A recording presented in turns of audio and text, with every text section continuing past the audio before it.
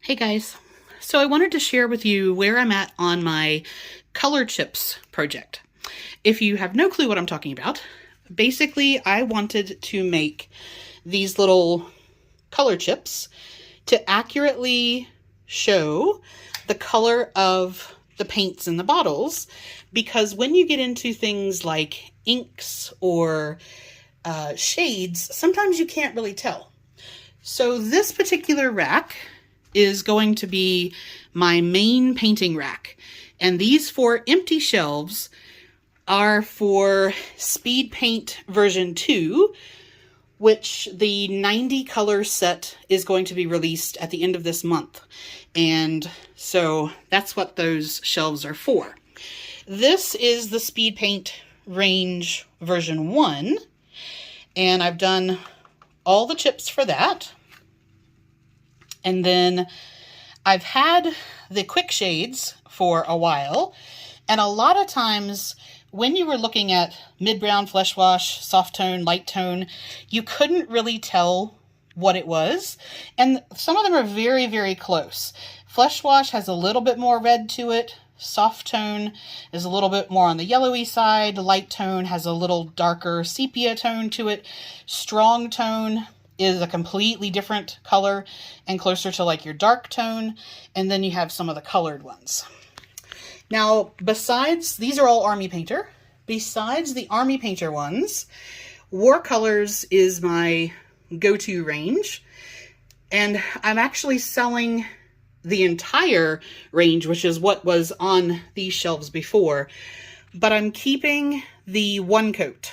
And these are basically like, almost like Citadel Foundation paints, the old style ones. So this is just 3 drops of the color on a white background, you know, as it is.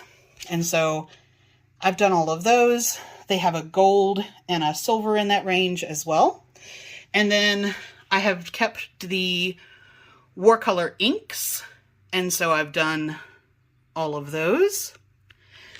And then also in the inks are my Bombay range. And so I have color-coded almost all of those. I ran out of primed chips, so I have some drying to do that. Now, I learned a lot in this, and one of the things that I learned that worked really well is to put magnets on the back of these. So these are rare earth magnets. I have 2 different sizes, just happened to be what I had. And I've just glued that to the back of the base. The links for everything that I've used and a step-by-step are in the description, but the magnetized ones were a much better idea. And let me show you why. So this is a range of alcohol inks, and I did all the chips for those. Alcohol inks, by the way, dry completely differently. I can find a use for them, but now that I've worked with them a little bit, they're not ideal for mini painting. What I did with these was I started with a double-sided foam tape, right? But let me tell you, this makes a horrible mess if you decide that you want to move stuff, and you can't get that. I've even got, what percentage is this? 91% isopropyl alcohol, and it's still difficult to get that off. So what I ended up doing with these was I cut a long strip of that double-sided tape. You can see it's white behind that. And then I'm just painting in the gaps black. And that black is not me messing up on the painting. That was a problem with painting the inside rim, and it bled. And I had trouble on a couple of them like that. But these are not going to come off.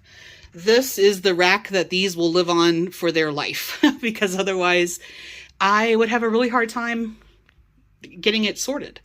So those are all the color chips for the alcohol inks.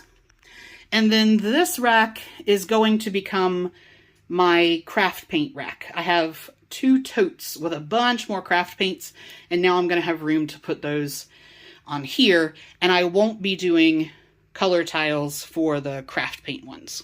But for the inks and the Warcolours range, perfect.